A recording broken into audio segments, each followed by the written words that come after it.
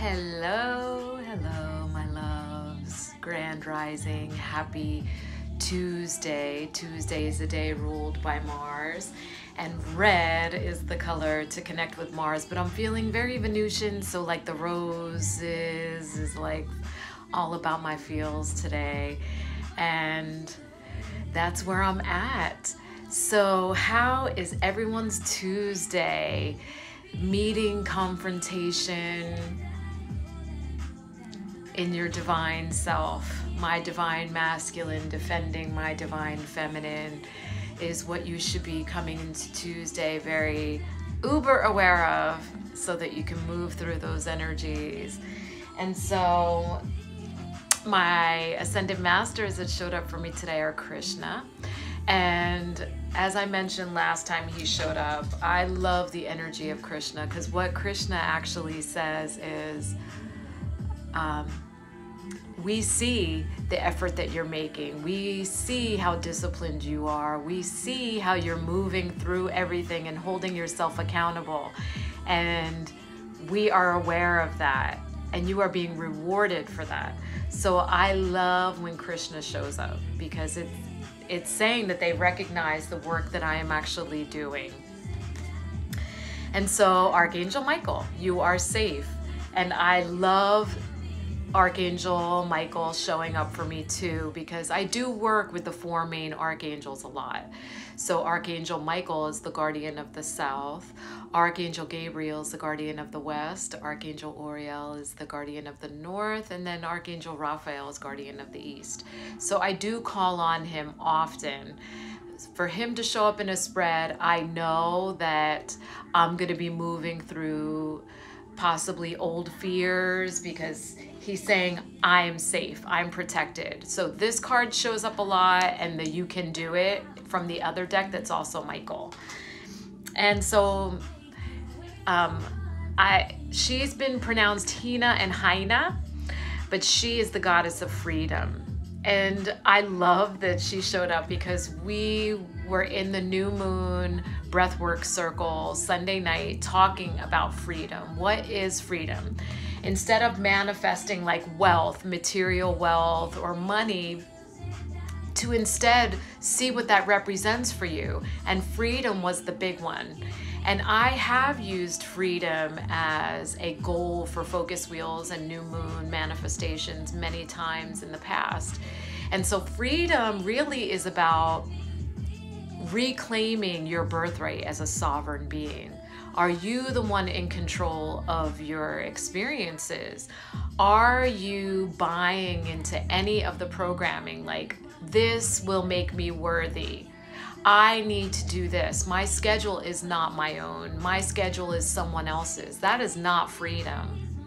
Can I move seamlessly from my day life to my night life? Am I buying into some other programming here, but allow myself freedoms here? That is not freedom. Freedom is when you design all of your experiences. That's true freedom. And so really that's what you want to manifest for the new moon energy coming into this Virgo season, Virgo sun, Virgo moon. And how is that manifesting in your life? What is it that is still keeping you enslaved or oppressed in any area of your life? Is it your relationship? Is it your work? Is it your personal life? Is it with yourself? Are you keeping yourself oppressed? So that's a good thing to look at. So achievement showed up, and I love this because it says stay focused on your goal. But I spent hours yesterday with my market designer, my web designer, and she is such a mastermind. So I was actually going to share these with you today. And so for this to show up, I was like, wow, that's so cool, because I was going to share those today. So I have the Luna Floor. By the way, I have a whole new batch from this past full moon.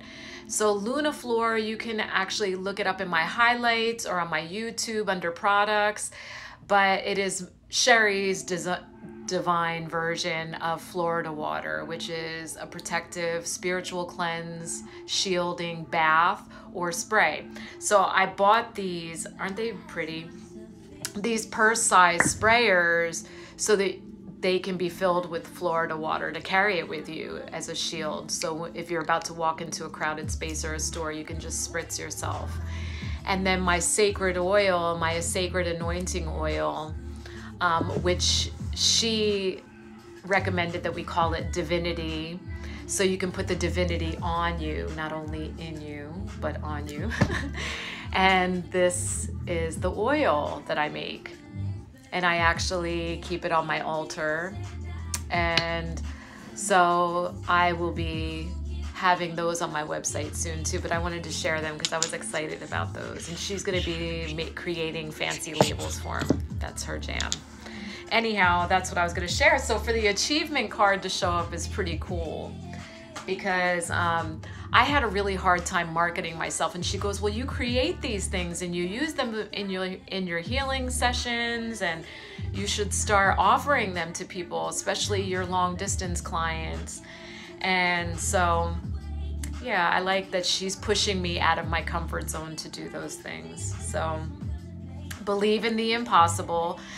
And I love this because I have moved through a lot of shedding and letting go and calling in things that are meant for me. So even for my focus wheel for this full moon, because last new moon, I was manifesting the ability to actually see myself, right? Because I'm just Sherry, right? And we do tend to do that. Like psychic children growing up, we tend to think that everybody sees the world like we see it, because everyone is born intuitive, not everyone is born psychic. And so it was really in my adulthood, because my grandmother always said, God chose you, Sherry, to know the things that you know. God chose you, but you can't tell people because they don't understand. So I stayed hidden for decades of my life. And so it's really been in the past decade, really, that I started to realize, like, holy shit, people don't see the world like I do. And even other psychics, because no psychic works like any other psychic. So even my most psychic friends, I'm like, wow, that's so cool that that's how your gifts work. And here's mine. And none of us work the same. And so really owning that magnificence, that uniqueness that was given and gifted to me, that I was chosen by God to carry these very unique gifts into this human experience. And not everyone is endowed with those gifts. So like owning it, right? So that was last new moon, was seeing myself as that. And so this new moon is about creating the environment that actually reflects that, because now that I see it, I need to clean up my experiences to also reflect that I see that. So creating the boundaries around those things, speaking like I own it, those types of things, right? And so it was interesting, like right after I said that, I got a text, and she literally only ever had one session with me ever, and trying to get me to work for free over text because she wasn't in town. And I said, no, I said, you can schedule a session with me, but I'm booked until the last week of September. And she said, well, that's too far away. And I said, I'm sorry, you could jump on my lives every day. But you see, like, people like that really aren't interested in doing the deeper work. They just want to have their own personal oracle. And I'm not that for anyone. If I was in a divine, sacred partnership, that's a different story. But I am no one's private oracle. And I will not be available to anyone like that. Like, are you kidding me? And to my regular clients, I invite them, and they're the ones that won't even do it. Like the people that I see on a regular basis, I want to hold them through their experiences, especially when they're going through it, man, because it can be tough as fuck. But someone who literally has had one session with me ever, and it was like the first week of May, so it was months ago, and literally will text me out of the blue and feel so entitled that I was like, no, I'm sorry. And I could immediately feel into it that she's way out of integrity. And she's like, I feel like I'm being psychically attacked. And I said, actually, what you're feeling is the universe holding you accountable for being out of integrity. So you might want to work on correcting that. And I said, and that was free. You're welcome. So that's me speaking like I'm owning my power, instead of disempowering myself and being used by people who obviously do not see the value of what I offer only when they need it, right? And I am, like I said, no one's private oracle. Anyhow, believe in the impossible. So that is me clearing space, knowing that I am believing in the impossible. And I had a very powerful conversation with my adopted dad, and he's in Tanzania right now because he hiked Kathmandu, which is so badass. I mean Kilimanjaro, Kilimanjaro. And so he texted me, finally had service, and he texted me, and he sounds so amazing. His energy is great. He videoed himself having lunch next to the ocean in Africa. It was so beautiful. And you can hear like this distant raft with like badass drum music and stuff. And I was like, oh my God, it's so amazing. But he tells me, he goes, Sherry, you know, kings can't live with paupers and paupers can't live with kings. And I said, well, what if the queen likes the lifestyle of the pauper because it's simple and heart-centered? And he says, no, the pauper won't accept her. And I said, why not? Because she scares him. And I was like, oh, she's scared of the king, isn't she? And he said, no, she's scared of change. And I was like, oh, fuck, I felt that. Get back on that mountain. No, just kidding. That's what I love about him so much, because he loves me deeply enough to hold me accountable. And that's how I feel with my clients. I love them. I love everyone deeply enough to hold them accountable. So like when I said, well, I love the pauper, and he goes, of course, the queen loves everyone. And I was like, okay, I get it. I get it now. I get it. So that's why I created this new moon focus wheel, like to be in the experiences that I'm supposed to be in, and to let go of the fear of that change. And yes, I can still love the pauper, but that's not my position. And they're scared of me. And I don't want someone to be scared of me. I want the loving experiences that I deserve. And so this card, the Whale and the Orca Elders from this deck, is beautiful because it talks about being the beacon, just like the whales, right? Like a boss. So this, thank you, Janaea, the amen. So the orca talks about these beings send out beacons and frequency that actually heal the earth. But this card showed up to tell me that I am also that my frequency heals the earth, and that I need to share that and make myself heard and felt. And so that's also pushing me out of my comfort zone, which is also like the believe in the impossible. So yes, because we are never dreaming big enough, right? We are never dreaming big enough, which is also why I enjoyed being with the paupers, right? Instead of my rightful place. So Earth Grid is interesting because this showing up saying I need my frequency to be heard and felt, and also seen.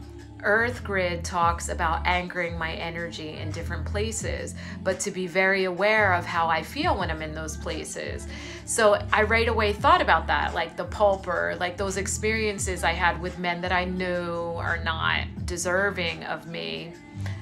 Thank you, Erica.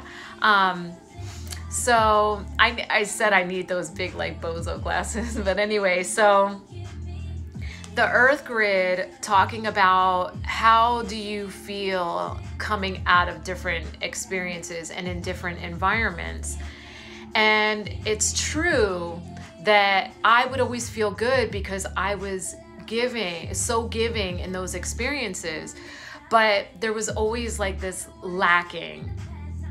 And what that lacking was is that it was never an equal exchange. I wasn't also receiving, I was just giving. And so the amazing highs of those experiences and the love that was actually felt in those experiences was created by myself. And so I felt the love because I was giving so much of it, but I really wasn't receiving back. So leaving those experiences, you will feel like shortchanged, like, damn, there wasn't an exchange that was happening. And so I shed so many of those experiences, but I love that Earth Grid showed up to say, yeah, that's true. Like, stay true to that. And I ain't gonna lie, y'all, when this card shows up, I kind of like step back a little bit and think, oh shit. So when this card shows up, it talks about revisiting an experience, and that never means that you're regressing. By the way, remember, I'm always telling you, it is impossible to regress. It is literally impossible to regress on your spiritual path. You will revisit experiences, but that's what this card talks about. I am going to be revisited by an experience, but I will have a very higher perspective of it, and I will behave differently through it. But I'm always like, oh, I hope I'm not a bitch ass. We'll see when it comes up. So I always kind of like brace myself when this card comes up. I'm like, okay. And Selenite showed up. Ah, I forgot to bring my plate in here. I have a really big selenite plate in my altar and in my healing space. Here's selenite. So this is selenite. Selenite is a very purifying stone and calming. I love to use it with my clients that have PTSD, but it's also powerful to purify other stones. So I have a big selenite plate that after healing sessions, I put the stones on them to clear the stones. But this is selenite. This is how it grows in these beautiful striations. There's also like the fishtail selenite, and so beautiful, connects you with your higher self. But it is such a gentle wave that connects you with your higher self that it doesn't blast you through your ajna, your crown, your third eye. It's just a gentle happening. And the other great thing about selenite is that it has a really high lithium content. So just holding it or carrying it is like a chill pill. And so that's why I love using selenite with my clients that have PTSD. So if you have like really high anxiety, or if you yourself have PTSD, this is a good one to carry on your person every day. It's a good one. It does degrade, so don't get it wet. It doesn't like getting wet at all, and it will start to degrade really fast. It's a soft stone, so you see how it, just my nails, it can get those scratches. So it does tend to look pretty beat up quickly. I had selenite palm stones, and they actually both broke in one session with a Marine that has PTSD. And so I retired them, of course. So created a little bit of ceremony around them and put them in a big tree trunk that I have in my front yard. I fill the crack with any of broken crystals. And so the culmination of today's spread is the Celestial Rose of Ma. And I love this because it talks about the ascension process of the spiritual path, right? And likens it to a rose, that while you're climbing your spiritual path, there's always these thorns. But the purpose of the thorns is not to actually injure you, but those that are easily deterred by the thorn will never have the grace of the bud, will never have that sweetness of the full rose. So you have to you have to be able to get past all the thorns in order to reap the rewards of grace. And so the card showing up actually says that I have surpassed the thorns and I am now full on in receiving the bud of grace. And so that makes me smile, like soul deep smile, because I have been working my ass and I do hold myself accountable and I am transparent in my own path. So I know, because I do have clients that are actually pretty, arrogant actually. And so when the shadow of arrogance shows up in my experiences, I always know that it's my fear around being confident, that I don't want to be perceived as arrogant. And so that's the shadow self saying, it's okay to be confident because you're the one qualified to talk like this. Arrogance is boasting without the basis for boasting. Confidence is boasting with all of the basis in the world to speak that confidence because you are the one qualified to speak that way. And it's not degrading. You are not demeaning. You are not berating anyone in that confidence. Arrogance will always do that because arrogance wants to create a hierarchy. Confidence does not. And so I do have some clients that are quite arrogant because of my transparency, will talk to me sometimes in a way that, like, they think I'm a hot mess. And I'm like, oh no. Just because you get to see my healing path and I share that with you, I share my own healing experiences publicly, does not mean that I'm a hot mess. I'm holding myself accountable and I'm actually doing the deep work. I am so consciously aware of how I move through every experience. The hot mess is the one that thinks that they're healed and they're still in a human body. Because as long as we are still in a human body, we are still healing. Even the great Dalai Lama is still on the path. So